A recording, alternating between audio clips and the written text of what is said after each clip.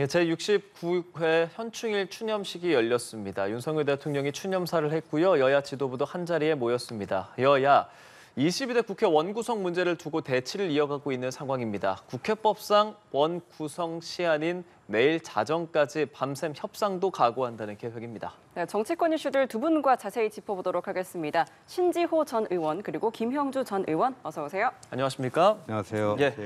오늘 69회 현충일 추념식 추념사 이야기를 먼저 해보겠습니다. 윤석열 대통령이 호국 영웅에 대한 추모를 했고요. 또 북한에 대한 언급도 있었는데 추념사 내용 어떻게 들으셨는지 짧게 먼저 듣겠습니다. 말씀해 주시죠. 예, 이제 대통령서 응당해야 될 발언을 현충일에 한 것 같습니다. 최근에 그 오물풍선 등 좀 뭐 비열한 도발이라고 대통령 표현했는데 아주 더러운 도발이었죠. 근데 여기에 대해서 단호한 태도로 맞서겠다. 그러면서 지금 대북 확성기 재개 지금 만반의 준비를 갖추고 있는데요. 오늘은 이제 현충일이니까 대통령으로서는 당연히 내놔야 될 메시지를 내놓은 것 같습니다. 예. 말씀 또 들어보겠습니다, 의원님. 같은 이어서 작년에는 사실 한미동맹을 굉장히 강조했는데 이번에는 그런 측면보다는 훨씬 더 이제 최근에 있어서 방금 말씀이 있었습니다만은 말하자면 비열한 어떤 북한의 그런 오물 투척하는 이제 그런 부분들이 있었기 때문에 그런 부분에 대한 말씀 그리고 또 무엇보다도 일관되게 얘기하는 강력한 힘으로서 북을 제압하겠다는 의지를 다시 재천명했다라고 하는 부분이고 어쨌든 보훈에 관련돼서 의료 서비스를 비롯해서 좀 더 폭넓은 지원을 하겠다라고 하는 말씀은 의미 있고 적절한 말씀이었다 그렇게 생각이 듭니다. 네, 사실 여야 원내 지도부의 원구성 협상이 난항을 겪고 있는 상황에서 또 오늘 현충일 추념식 한 자리에 모인 건데요. 사실 어제까지 신경전을 벌였습니다. 자, 그런데 일단은 좀 웃으면서 인사를 하는 모습이었어요. 분위기 어떻게 보셨어요? 어제가 이제 야당 단독으로 개원을 한 최초의 사례가 돼가지고요. 저거는 이제 뭐 국회법에 따른 조치라고 하는데 사실 국회는 이제까지 원구성 협상이라든가 상임위 구성은 법에 따른 게 아니고요. 여야 간의 협상을 통해서 합의를 보는 게 관례였습니다. 그러니까 법을 따를 것인지 관례를 따를 것인지 이 경우 이제 관례라는 거는 서로 좀 정치적 타협을 한다라는 의미인데 그게 이제 실종이 돼 버렸습니다. 지난 21대 국회 때부터 그때는 이제 민주당이 여당이었는데 여당 단독 개헌을 했고 이번엔 또 야당으로서 단독 개헌을 하고 벌써 이제 두 번 연속 단독 개헌을 하는데 앞으로 이렇게 가면 우리 국회 내에 뭐 협치 분위기라든가 이런 것들은 좀 더 메말라가지 않을까 그런 걱정이 됩니다. 네, 의원님께서는 좀 어떻게 보셨을까요? 지난번 국회 개원도 쉽지는 않았습니다. 그렇죠. 여러 가지 법사위 문제 관련해서 했습니다만은 이번에도 이런 분위기들이 지난 21대 국회 개원 협상 못지않은 시간이 걸릴 것 같다. 형식적으로는 아직까지 기한 안에 들어와 있습니다만은 아마 그것을 지킬 것이라고 하는 것은 무방한 것 같고요. 결과적으로는 최소한 민주당이 운영위 정도는 여당에 넘기면서 협상을 해야만 그나마도 속도가 나지 않을까 그렇게 보여집니다. 예, 알겠습니다. 두 분께서 좀 어느 정도 언급은 해주셨지만 이제 이 원구성 협상에 있어서 계속 난항을 겪고 있고 내일 자정까지 여야 밤샘까지 하겠다라는 각오도 밝히고 있는 상황인데 어떨까요? 이거 민주당은 법대로 하겠다라는 의견도 좀 보이고 있고 그렇게 되면 국민의힘 입장에서는 이게 관례랑 좀 달라지는 그런 상황을 지적할 수밖에 없지 않겠습니까? 어제 이제 그 개원 국회도 또 의장 선출도 이제 단독으로 했으니까 그 법대로 한 거라고 본인들 주장하고 있는 거 아닙니까? 그러면 상임위도 그냥 다수 의석이니까 다 그냥 독식을 하는 18개 상임위를 다 독식을 하는 그런 걸로 가는 건데 21대 국회 때도 그때 이제 다수당이 민주당이 그렇게 했는데 본인들이 하다 보니까요. 본인들이 좀 문제를 느낀 거예요. 왜냐하면 독식이라는 게 꼭 좋은 것만 있는 거 아닙니다. 독식은요, 독박으로 이어질 수도 있는 거예요. 모든 책임을 다 독박을 써야 되는 걸로도 이어지기 때문에 그때 좀 하다가 좀 다시 옛날처럼 돌리자 하고 그 복원시키는 게 있었는데 이번에는 그렇게 좀 이래저래 마음을 바꿔서 그럴 게 아니라 한 번 하면요. 한 번 하면 또 책임도 무한 책임을 져야 되는 그런 거다 이렇게 생각합니다. 어떻게 협상 가능하겠습니까? 지금 민주당의 새로 뽑히신 22대 국회의원들이 굉장히 강성이 많고 당내 분위기도 그래서 그냥 이렇게 협상 해서 돌아왔다 하더라도 당내에서 부결될 가능성도 많고 과거에도 그런 사례들이 많이 있었거든요. 원내대표들이 합의를 해왔는데 그 합의가 다시 자기 당에 가서 리젝트되는 그런 경우도 있기 때문에 어지간해서는 저렇게 실제적으로 법사 그다음에 과방위 즉 방송통신위원회 같은 부분을 중요하게 생각하기 때문에 예. 세 개 다를 민주당이 가지겠다고 하면은 상당히 시간이 좀 길어질 가능성이 많다라고 생각하고 뭐 예를 들면 정말 절묘한 수는 운영기를 넘기고 법사위는 뭐 전반과 후반으로 나눈다 그러면 뭐 실제적으로 그 다음에 이제 뭐 비율대로 예. 구성한다 그러면 굉장히 뭐 그야말로 내일 밤에라도 합의를 볼 수 있지 않겠나 그렇게 보여집니다. 그렇다면 혹시라도 이제 민주당 안에서 그렇게 다 가져가는 것이 좀 부담스럽다라는 의견은 좀 없겠습니까? 근데 뭐 그 사람들이 지금 많이 없어요. 그런 그런 경험을 한 사람들? 예. 22대 국회에 들어와서 새로 들어온 그 젊은 강성 의원들 입장에서 그렇게 뭐 과거의 경험들을 받아서 우리가 다 가지는 것이 부담스럽다라고 생각해서 논의할 수 있는 사람들은 다스놓은 몇몇인데 예. 오히려 초선들이 더 말발이 강할 거라고 보여져서 그런 경우들의 논의가 진행되기는 무방하다 그렇게 보여집니다. 네, 말씀 주신 것처럼 민주당의 강성 기조 또 친명 체제 강화 속에서 우원식 의장의 논심폭은 넓지 않다는 평가입니다. 국민의힘은 또 합의 불발에 대비를 해서 뭐 저출생, 민생 경제, 또 연금 개혁 등등 14개 민생 분야의 특위를 꾸렸는데요. 이 전략 좀 어떤 식의 전략이라고 보면 될까요? 이 특위를 하는 거는요, 이제 상임위 구성에 민주당 뜻대로 응하지 않겠다는 거예요. 일종의 이제 우회 전략인데 왜냐하면 상임위 구성에 합의를 안 하면은 국민의힘도 부담이 되거든요. 민생 문제 지금 당장 시급한 민생 현안들이 있는데 자기들 원한 만큼의 뭐 지분이 안 나온다 해서 그걸 내팽개치는 거냐. 또 이런 좀 여론의 비판이 있지 않겠습니까? 그거를 정식 상임위가 아니라 이런 식의 특위 활동을 통해서 풀어보겠다 하는 일종의 그 우회 전술이라고 볼 수 있습니다. 운신의 폭이 넓지 않다는 평가 속에 국민의힘의 이런 행보 어떤 평하시겠습니까? 뭐 어쩔 수 없는 어떤 그 본인들의 어떤 그 여당으로서의 책임감이다 그렇게 보여지고요. 예. 또 실제적으로 지금 뭐 여러 가지 절출생 부분은 지난번 대통령께서 이준영 기자회견에도 원만하게 밝혔다시피 실제로 사회부총리를 거의 절출생 기획위원장 정도로 그 격상을 해놓은 상태인데 후속 조치들이 거의 다 이루어지고 있지 않고 있습니다. 정부가 표류하는 그런 느낌 그리고 당청 관계가 사실 실질적 정책이 논의되는 과정이 그동안에 없었기 때문에 물론 총선 때문에 그렇기는 합니다만은 그런 부분을 빨리 복원시키기 위해서라도 정조위별로 또 특위별로 당정 협의라든지 이런 것을 복원해야 되지 않겠나 그렇게 보이십니다. 예, 알겠습니다. 22대 첫 국회 본회가 열렸던 그 상황에 대해서 두 분과 이야기 나눠봤고요. 이제 여야 하나씩 좀 짚어보도록 하겠습니다. 먼저 국민의힘, 지금 황우여 비대위원장은 2인 지도 체제 얘기합니다. 그 배경 그리고 이게 좀 한동훈 전 비대위원장을 견제하는 성격이 있는 것 아니냐는 평에 대해서는 어떤 말씀 좀 하고 싶으세요? 아니 그저께 이제 국민의힘 의원총회에서 지금 7월 26일 날 전당대회 날짜를 결정했기 때문에 그렇죠. 40일 전에는 후보 등록을 끝내야 됩니다. 그렇게 역산을 해보면 6월 20일까지는 후보 등록을 끝내야 되고 후보 공고 기간을 한 닷새는 또 줘야 돼요. 그렇게 역산해보면 다음 주 말까지 모든 룰 세팅이 다 끝나야 됩니다. 근데 이게 지금 당원 당규 개정 특위가 있고 거기서 안을 내면 그 비대위 의결을 거쳐서 상임 전국위원회 또 전국위원회 여러 가지 프로세스들이 있거든요. 그런데 그저께 의총에서 이번에는 그 당원 100% 룰만 뭐 일반 국민 여론조사를 30%에서 50% 어딘가 넣자, 섞자 뭐 이런 정도만 원포인트로 건드리는 걸로 했지 이 문제는 지도 체제 문제는요. 우리 헌법에서 권력 구조 변경하는 것만큼이나 민감하고 굉장히 중대한 문제입니다.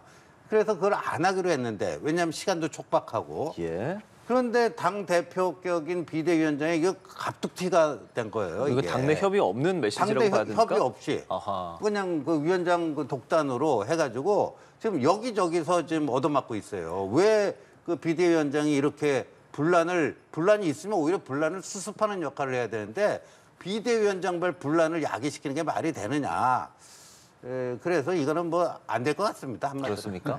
왜 이런 얘기 나왔겠습니까? 뭐 기본적으로는 어떤 룰 변경을 하든 간에 예. 한동훈 비대위원장이 압도적 1위를 하고 있기 때문에 가령 그렇다 그러면 실제로 보면은 이제 대통령실 입장에서 한동훈 대표 체제가 됐을 때 그 체제를 견제할 수 있는 당내 구심이 없다라고 하는 부분이고 또 하나는 현실적으로 전당대회가 한동훈 대표 아직까지 전 비대위원장이 출마 선언을 안 한 상태입니다만은 한동훈이 출마한다고 했을 때 대표에 나오겠다는 사람이 있겠나라고 하는 그런 어떤 그 항우려 그야말로 비대위원장의 우려 아닌가 그렇게 생각이 들어요. 실제적으로 그렇다면 실제적으로 전당대회를 나가는 데서 최고위원을 갈 거냐 대표에 도전할 거냐 대표에 도전해봤자 한동훈이 나왔다 그러면 될 가능성이 거의 없다고 보는 사람들이 있어서 흥행에 실패할 수도 있다.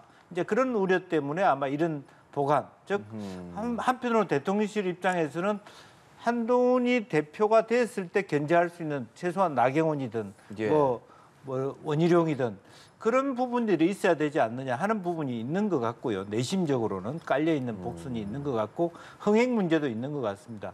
근데 실제적으로 이제 많은 사람들은 이 체제는 오히려 당의 분란을 더 가시화하는 제도가 될 것이다. 그렇게 우려를 또 하고 있습니다. 네, 알겠습니다. 이제 민주당 이야기도 해보도록 하겠습니다. 민주당도 당원 당규 개정 논의에 착수를 했는데요. 주목할 점은 대선 출마를 위한 당대표 사퇴 시기에 예외 조항을 둘 것이냐 하는 문제입니다. 여기에 대한 잡음도 일어나고 있습니다. 어제 회의에서도 공개적으로 반론이 제기가 됐다고요. 그러니까 지금 이제 국민의힘은요.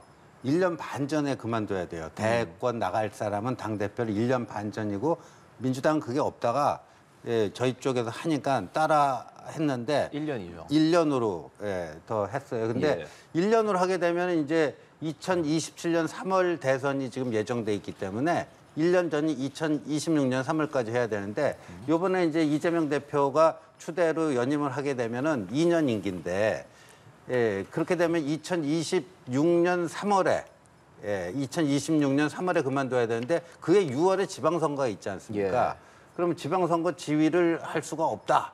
그래갖고 그런 것들을 좀 배려해 주자 하는 것 같은데 이거는요 한마디로 그냥 이재명 맞춤 그 개정 아니에요. 이재명 마음대로 할 수 있도록 프리핸드를 주는 그러니까 이재명의 유일 체제를 완성시키기 위한 그런 거다. 뭐 이렇게 보여집니다. 네. 이런 평론에 대해서는 어떤 말씀 좀 하고 사실은 싶으세요? 뭐 어차피 이 부분도 1472로 가려다가 사실은 뭐 소위 친명 안에서 이건 너무 심하다라고 하는 브레이크가 걸렸기 때문에 그나마도 뭐 연석 회의를 통해서 한 번 더 걸러가는데 이러나 저러나 마찬가지 아닐까 그렇게 생각이 들고요. 그렇지만 그럼에도 불구하고 지금 현재 뭐 아시다시피 민주당이 결국 총선을 이겼음에도 불구하고 당 지지율이 높지 않은 것은 이와 같이 너무 눈에 보이듯이 이재명 대표의 말하자면 안정적 보호를 위한 당헌 당규 개정이 가시화되고 있는 부분 그런 부분들이 득세하고 있는 부분에 대한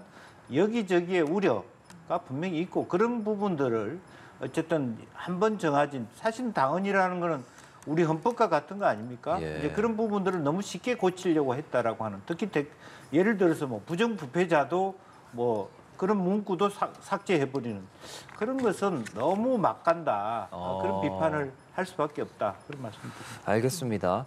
저희 대통령실 얘기도 좀 해보자면 지금 내각 개편 검토하고 있다라는 얘기 나오고 아무래도 출범할 때부터 일을 같이 했던 그런 뭐 차관급 중심으로 교체할 예정이다라는 정도의 보도가 나오고 있습니다. 뭐 이 방향성에 대해서는 어떻게 생각하시는지요?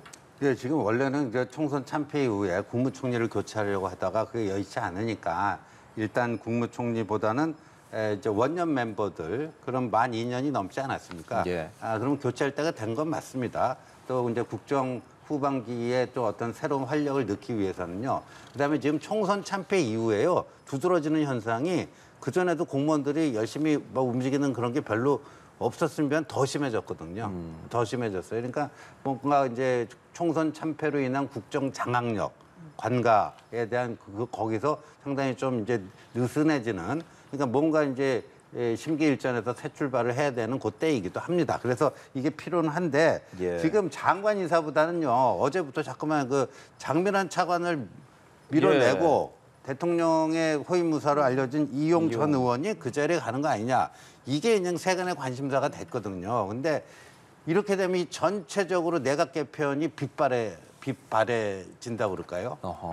그래서 이 문제, 장미란 이용 문제를 먼저 좀 깨끗하게 이 민심의 흐름에 따라서 깔끔하게 정리를 해야지 이 장관 인사 이런 것도 있는 그대로의 의미를 좀 되살릴 수 있지 않을까 하는 생각이 혹시 듭니다. 말씀하시는 깔끔한 정리라는 게 어떤 거라고 생각하면 좋겠습니까?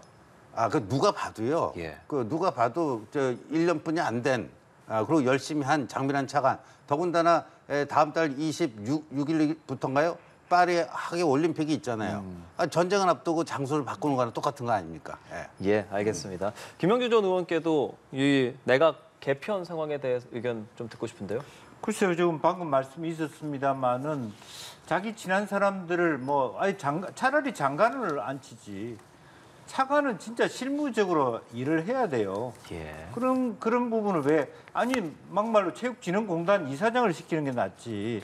저렇게 장미란 차관, 그 점에 우리가 장미란 차관 선택한 것에 대해서 얼마나 많은 박수를 쳐줬습니까? 선수촌에 대한 부분, 선수 배려에 대한 부분. 그렇게 해놓고 시킨 지 얼마 안 돼서. 예를 들면 산업부 장관도 마찬가지입니다.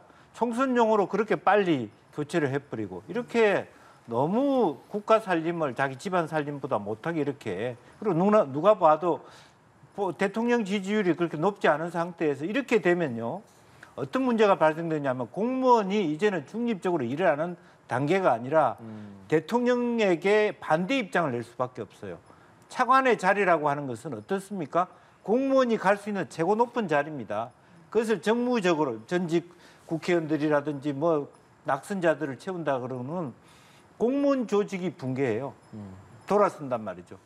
그런 걸 차라리 무슨 감사 자리라든지 그런 부분도 요즘에는 곱게 보지 않은데 누가 보더라도 잘하는 사람 또 맡긴 지 2, 3년 된 사람을 교체하는 건 맞습니다만 이렇게 되면 대통령 지지율이 올라갈 수 있는 길이 아무것도 없습니다. 그런 것을 그다음에 이제 당에서 만약 한동훈 비대위원장이 대표가 됐을 때 이제는 그야말로 당 많은 구성원들이 대통령에게 돌아서는 결과를 낳을 것이다. 저는 그렇게 봅니다.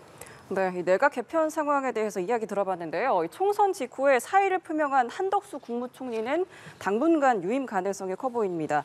이 총리 교체가 없는 내각 개편 상황은 좀 어떻게 보실까요? 이거는 지금 여소야대 상황 때문에 그런 것 같아요. 근데 과거에도 보면 박근혜 정부 때 정홍원 총리라는 분이 계셨는데 그분이 사의를 표했는데 후임을 구하지 못해서 또 하게 되고 하다 보니까 또 총리라는 그 별명이 붙을 정도로 근데 이번에도 그 비슷한 상황이 재현될 가능성이 다분히 있습니다. 왜냐하면 아시다시피 이제 그 총리는 국회의 국회의 동의를 얻어 대통령이 임명한다 이렇게 돼 있거든요. 그러니까 국회의 동의가 필수예요. 근데 지금과 같은 여야 대치 국면에서 야당이 동의할 수 있는 총리를 과연 만들어낼 수 있을 것인가 물음표거든요. 그러면 그거 해결될 때까지 그냥 한덕수 총리가 사의를 총선 직후에 표했잖아요. 사의 표명하고 가장 최장수하는 그런 국무총리가 될 수도 있겠다는 생각이 듭니다. 네, 야당 동의가 또 필수적이기 때문에 또 후임 인사에 신중을 가하고 있다 말씀해 주셨는데 또 어떻게 보고 계세요? 글쎄요. 비서실장 정무수석을 바꿨는데도 큰 흐름의 변화가 없고 총리 그만두신다고 했는데 총리 바꿀 수 없다 그러면 이 정권이 갖고 있는 역동성과 변화의 움직임을 국민이 체감하기는 어렵다. 그렇게 보여집니다. 예, 알겠습니다. 오늘 정치권 이슈 두 분과 함께 짚어봤습니다. 신지호 전 의원, 김영주 전 의원과 함께했습니다. 오늘 말씀 잘 들었습니다.